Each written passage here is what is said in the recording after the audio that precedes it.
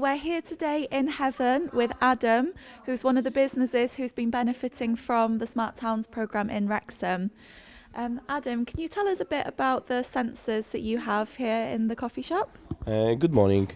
Yes, we have two sensors actually. We got the one sensor from the air, that we know how is the condition with the air is here, do we need to make ventilation or not.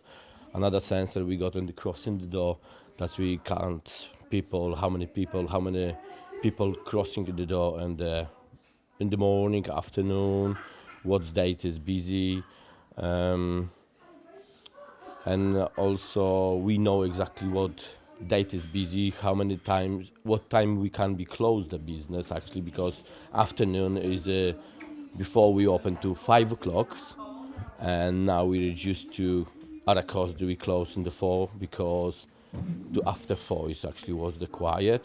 That the sensors a lot help to know exactly how many stuff I need on the single day or afternoon or in the morning.